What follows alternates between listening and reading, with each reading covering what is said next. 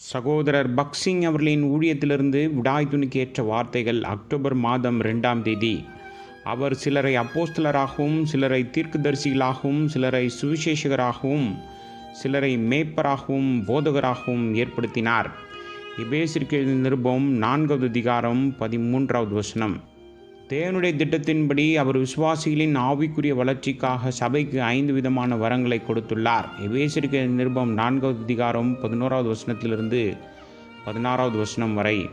பரிசுத்தவான்களை பரிபூர்ணமாக்குவதற்கும் கிறிஸ்துவின் சரீரமாகிய சபையை மேம்படுத்துவதற்கும் அவர் அப்போஸ்தலர்களையும், தீர்க்கதரிசிகளையும், சுவிசேஷகர்களையும், போதகர்களையும், மேய்ப்பர்களையும் கொடுத்திருக்கிறார். இப்படிதான் விசுவாசிகளை நாம் முதிர்ச்சிக்கு கொண்டு வர முடியும். இந்த வரங்கள் அனைத்தும் விசுவாசிகளின் வளர்ச்சிக்காக செயல்படுவது அவசியமாகும்.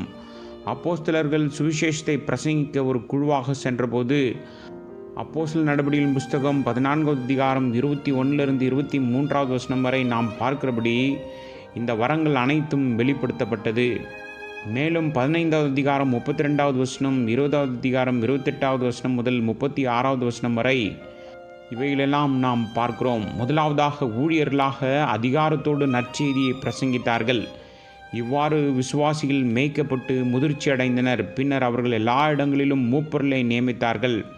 அவர்களை ஒவ்வொரு சபையிலும் மூப்பர்களாக நியமித்து உபவாசத்தோடு ஜெபித்து அவர்களை கர்த்தருக்கு ஒப்புவித்தார்கள்.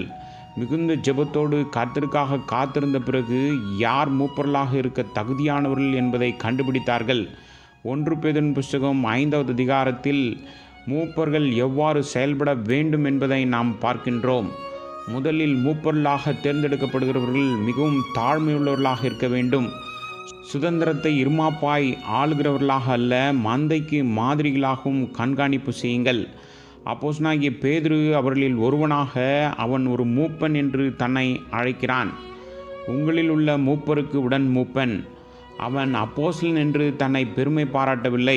அவன் மிகவும் தாழ்மையான இடத்தை பெறுகிறதை பார்க்கிறோம். ஒரு மனிதன் உண்மையிலேயே தாழ்மையுடன் இல்லாவிட்டால் அவனால் தன் மந்தையை போஷிக்க முடியாது.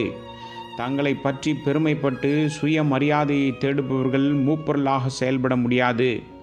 2வதாக பேதுரு கிறிஸ்துவின் பாடுகளுக்கு ஒரு சாட்சி என்று கூறுகிறான். வசனம் 1.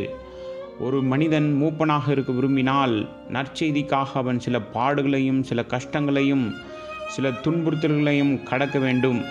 பாடுகளை சந்தித்த இந்த மூப்பர்கள் பிற்காலத்தில் வரப்போகும் துன்பத்தையும் தாங்கிக் கொள்வார்கள். 3வதாக வெளிப்படுத்தப்படும் மகிமைக்கு பங்காளி என்று பேதுரு தன்னை அழைக்கிறான். கர்த்தருடைய 2ஆம் வருகை பற்றிய தெளிவான பரலோக தரிசனம் பேதுருவுக்கு இருந்தது. கர்த்தராகிய இயேசு கிறிஸ்துவை நாம் நம்முடைய சொந்த இரட்சகராக ஏற்றுக்கொள்ளும் போது நாம் 7 விதமான ஆவிக்குரிய பங்காளிகளாக மாறுகிறோம். எனவே மூப்பர்கள் தங்கள் பரலோக அழைப்பு மற்றும் ஊழியத்தை பற்றிய தெளிவான பரலோக தரிசனத்தை கொண்டவர்களாக இருக்க வேண்டும்.